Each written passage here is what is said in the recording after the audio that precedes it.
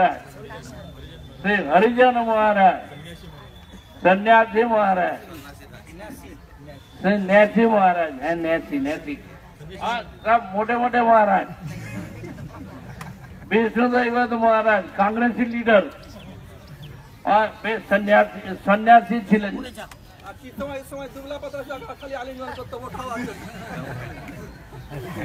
এখন আমি এসেছি মঠে, তো উনি বলে রে ভাই এদিকে আয়, নে একটা বই নিয়ে পড় দেখি, শোনা আমাকে কিছু।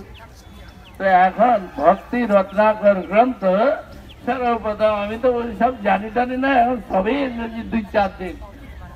আর আমার শরীরে খুব পাতলা রোগা, আর এসেছি ওনার কাছে পড়তাম, উনি শুনতেন শুয়ে শুয়ে। তারপরে বলবেন কি বলে, এই আমার একটু স্পিডটা দাবিয়ে দাও, কোমরটা দাবা, পাটা দাবা। তো এখন দাবাইতাম, দাবাইলে ওনার গায়েও লাগে না। তো বলে একটা যে লাঠি নিয়ে আয়, ওই পাট্টা। তো এখন শাল কাঠের পাট্টা, এখন কাঠের কাজ হয়, তো এইগুলো নিয়ে বলে এই দিয়ে দাবা, তো কাঠ দিয়ে দাবাইতাম। তো এইভাবে উনি প্রতিদিন বলতেন পড়ে শোনাও আমাকে। তো মহারাজ ছিলেন, আর খুব আচার বানাইতেন, আচার বানিয়ে আচারের বয়ামগুলো বাইরে রেখে দিতেন, রোদে দিতেন। আর ওই দিক দিয়ে সব ছেলেগুলো, যত যুবক ব্রহ্মচারী আছে, গোবর্ধন প্রভু, গোবিন্দ প্রভু, নিকুঞ্জ প্রভু, চিন্ময় প্রভু, তো এখন জগন্নাথ প্রভু, সব বড় বড় ব্রহ্মচারী আর সব মোটা। আর ওরা সবাই এখন আচার খাওয়ার লোভে ওই দিক দিয়ে যাবে। আর মহারাজ, এই কে আসলো রে, কে এই দিক দিয়ে যায়? ও উনি জানেন যে এরা আসছে আচার চুরি করে খাবে। এখন এইভাবে সব বৈষ্ণবগণ।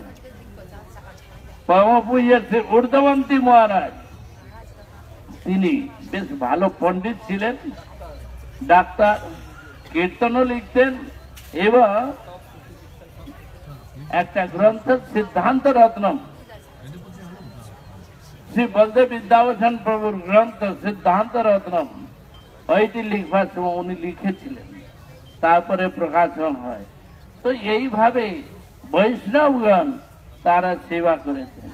তার মধ্য দিয়ে আজকে আমরা যে স্থানে বসে আছি, এই হলো আমাদের গৌড়ীয় বেদান্ত সমিতির 3 স্তম্ভের মধ্যে একজন স্তম্ভ। 3 প্রধান স্তম্ভ বলা হয়, 3 পিলার দিয়ে এই সমিতি তৈয়ার হয়। সেই সমিতির প্রধান স্তম্ভ ছিল ত্রিবিক্রম গোস্বামী মহারাজ। তাহার কৃপা করুণা লাভের জন্য, বৈষ্ণবগণে কৃপা করুণা লাভের জন্য আমরা এই স্থানে সমবেত হয়েছি। তাই আজকে তাহার চরণে আমরা সকলেই শ্রদ্ধা পুষ্পাঞ্জলি সমর্পণ করি। তিনি আমাদের প্রতি অহেতুকে কৃপা বর্ষণ করুন। পূজ্যপাদ ত্রিবিক্রম মহারাজ, তিনি ছিলেন বৈদান্তিক। তো বৈদান্তিক আচার্য, বৈদান্তিক পণ্ডিত, এখন বেদান্তের ভাষায় তিনি কথা বলতেন। এখন বলবেন যে বেদান্তের মধ্যে কি আছে? বেদান্তের মধ্যে বেশিরভাগ দেখতে পাওয়া যাবে ত্যাগ বৈরাগ্যের কথা। ত্যাগ বৈরাগ্য না হলে ভগবানের ভজন ভক্তি হবে না। আর তিনি ছিলেন তারই মূর্ত প্রতীক, ত্যাগের প্রতীক এবং বৈরাগ্যের প্রতীক। এই জন্য তিনি কঠোর বৈরাগ্য অবলম্বন করে ভজন সাধন করতেন। তিনি ছিলেন চুচুড়া মঠে, আমরা তাকে দেখেছি। সেই স্থানে থেকে তিনি সেবা পূজা ভজন সাধন করতেন। এমনকি নিজে গোবর থাপড়ে ঘুঁটে দিতেন। লোকে মনে করে এইসব সেবা কে করবে? আমরা তো বড় বড় ব্রহ্মচারী, আমরা বড় বড় সাধু, আমরা কেন করব?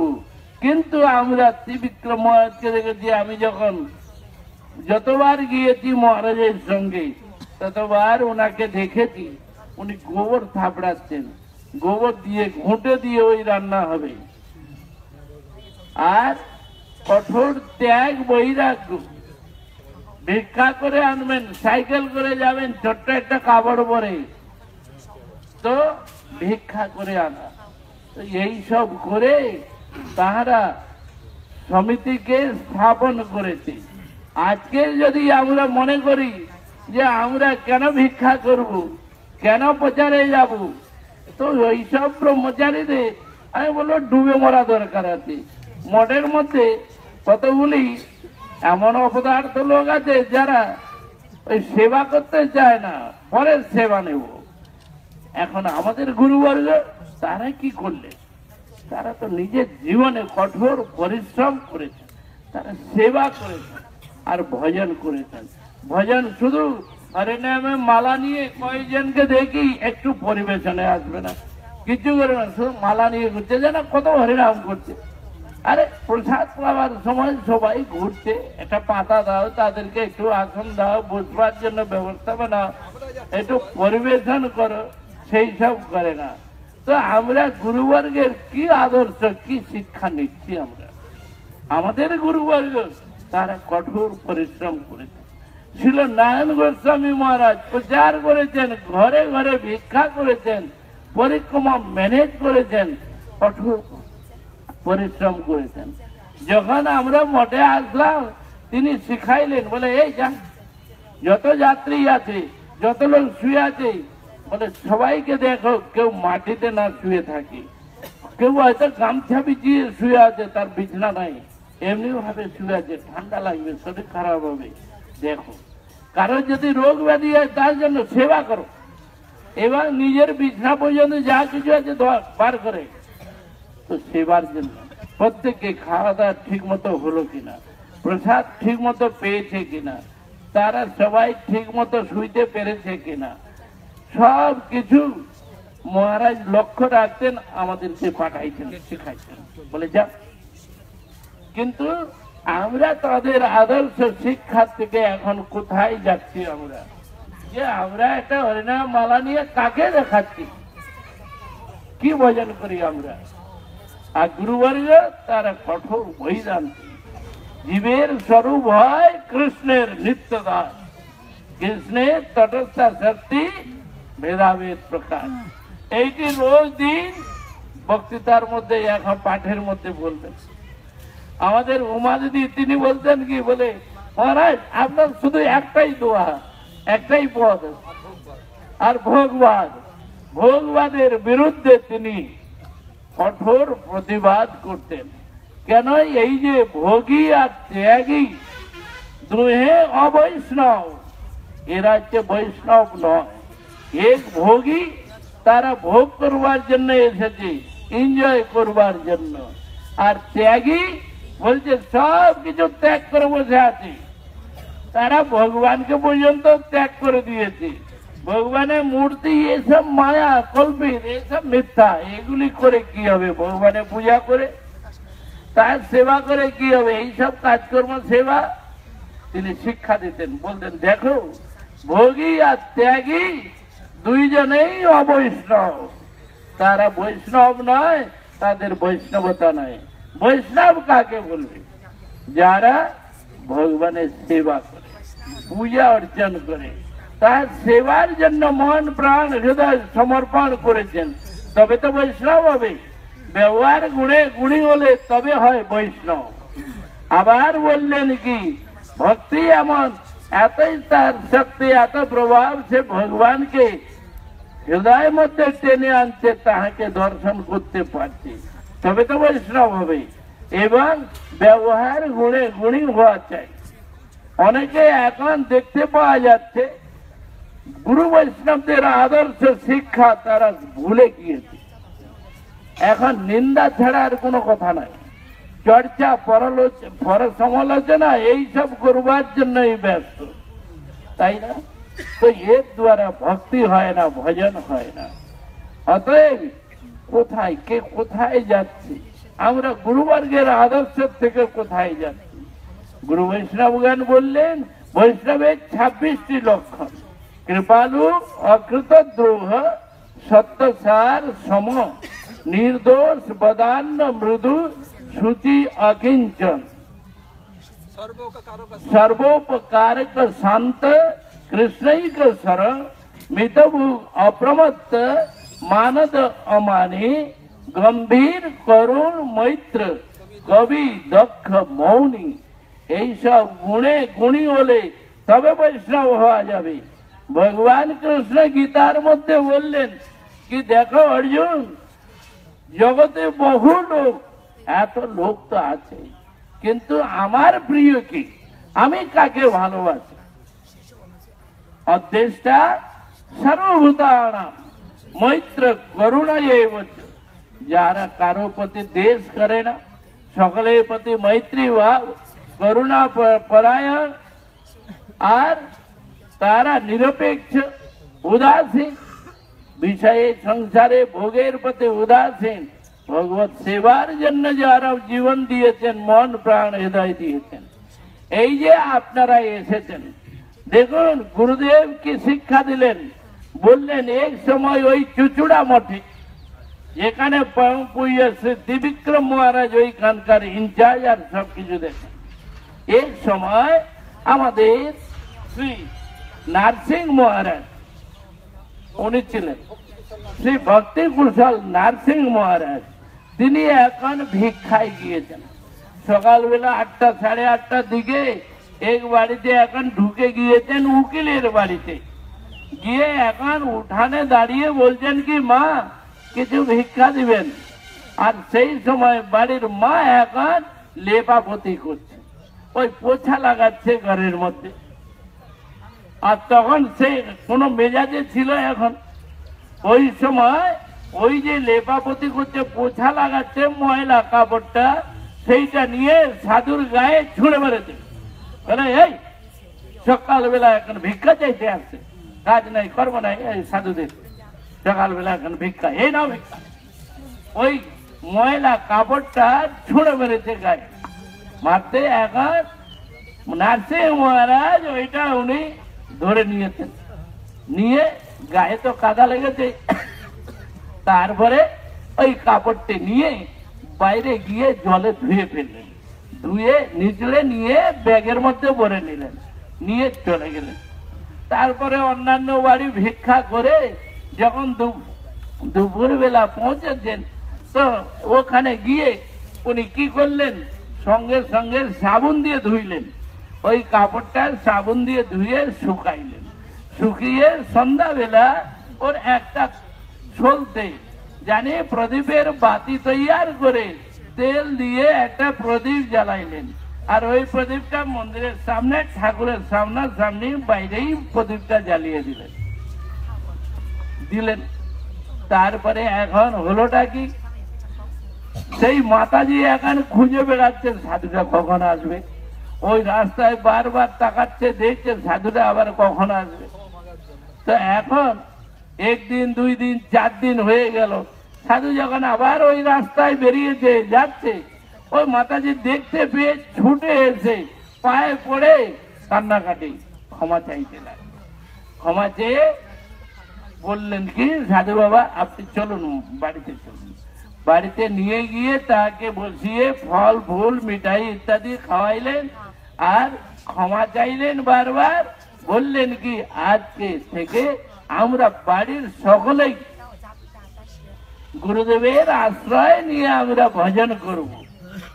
তো এখন সেই থেকে তারা এসে পরম গুরু মহারাজ ছিল ভক্তি প্রজ্ঞান কেশব গোস্বামী মহারাজের আশ্রয় গ্রহণ করলেন।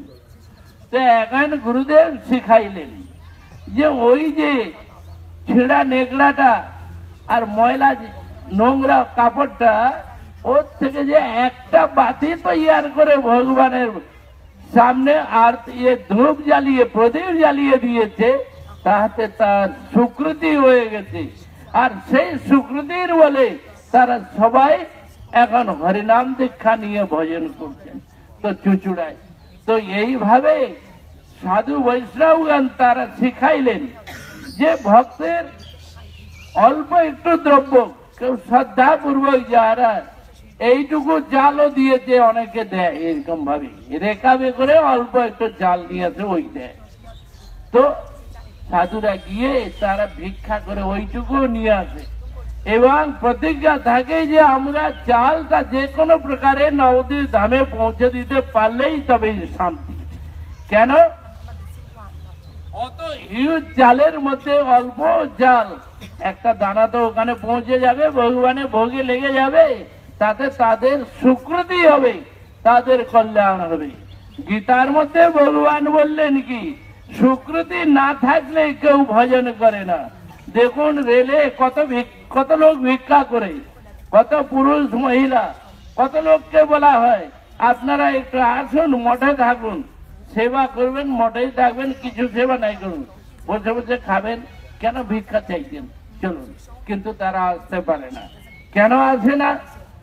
এত সংসারে তো এত দুঃখী লোক আছে, ভজন করতে পারে না। আর তো জিজ্ঞাসু অর্থার্থী জ্ঞানী, কত জ্ঞানী পড়ে আছে, কত অর্থের অভিলাষী সবাই আছে, আর কি জ্ঞানী আর জিজ্ঞাসু সবাই তো আছে, কিন্তু ভজন করতে পারে না। কেন? কি কারণে ভজন করতে পারে না? বলে সুকৃতির অভাব। দেখুন, যতদিন গুরু বৈষ্ণব সেবা, ভগবানের সেবার জন্য কিছু না করা যায়, ততদিন সুকৃতি হয় না। আর সুকৃতির অভাবে তারা ভজনও করতে পারে না, অনেক পিছনে চলে যায়, এই জন্য সর্বনাশ হয়। আর যখন সুকৃতি হয় তখন সাধু সঙ্গ লাভ হয়, সাধু সঙ্গ হলে ভক্তি হয়, তখন ভগবানের পথে আসতে পারে, তবেই ভজন সাধন হবে। আর তা না হলে এই সুকৃতিহীন ব্যক্তি জগতে কত পড়ে আছে, কেউ ভজন করতে পারে না। অতএব সুকৃতি চাই। এই সুকৃতিটা হবে কি করে? গুরু বৈষ্ণবগণের সেবার দ্বারা, তাদের সান্নিধ্য সেবার দ্বারা। আজকে আপনাদের সবাইকে ধন্যবাদ জানাই যে যারা এই যে শ্রীধাম পরিক্রমা নবদ্বীপ মহাপ্রভু গুরু গৌরাঙ্গের সেবার জন্য আপনারা যা কিছু দিয়েছেন, সকলকে বিশেষ বিশেষ ধন্যবাদ। যে আপনারা এই যে ভক্তি স্বীকৃতি করেছেন, সকলকে বিশেষ ধন্যবাদ জানাই। গুরু বৈষ্ণবগণের অহেতুকি কৃপা করুণা অবশ্য লাভ হবে।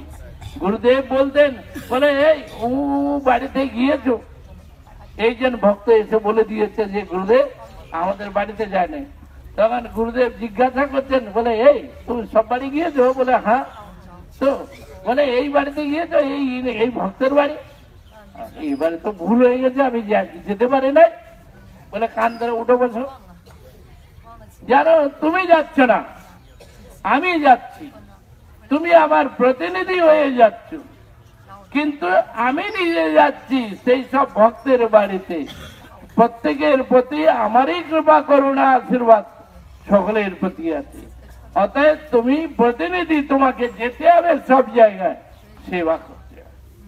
তো গুরুদেব শিখাইলেন, এই যে গুরু বৈষ্ণবগণের শিক্ষা, অতএব সব জায়গায় যেতে হবে, ঘরে ঘরে। আমরা ভিক্ষার জন্য যাই না, বলে রাজ ভিখারি। বলে কি? বলে মহাপ্রভু গৌরাঙ্গের ট্যাক্স দিতে হবে, মহাপ্রভু সেবার জন্য যার যেমন শ্রদ্ধায় যে যতটুকু পাচ্ছে দিচ্ছে, আর তা গ্রহণ করতে হয়, নিতে হয় এবং সেই সেবায় লাগাতে হয়।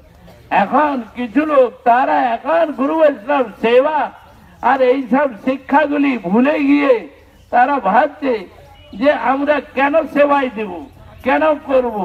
কতগুলি নাস্তিক লোক, কতগুলি অধার্মিক, কতগুলি নিন্দু পাষণ্ডী, তারা গুরু বৈষ্ণবদের বিচারগুলো নেয় না আর শিখে না। তারা ভোগীরামের দল।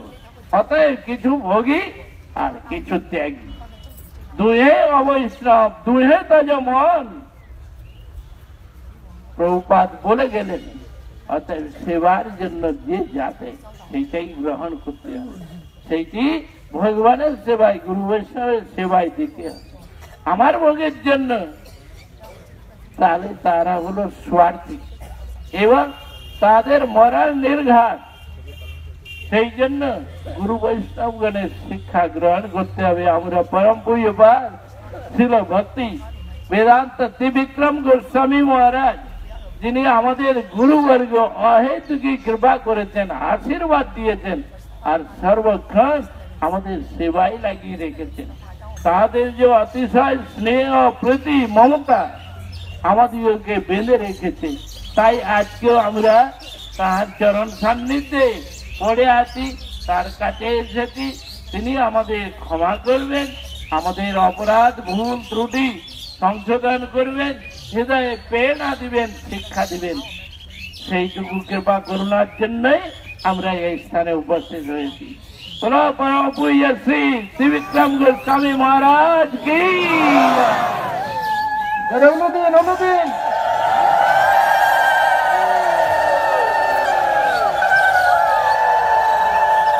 অনুদিন বন্ধ করুন। খুব সুন্দর।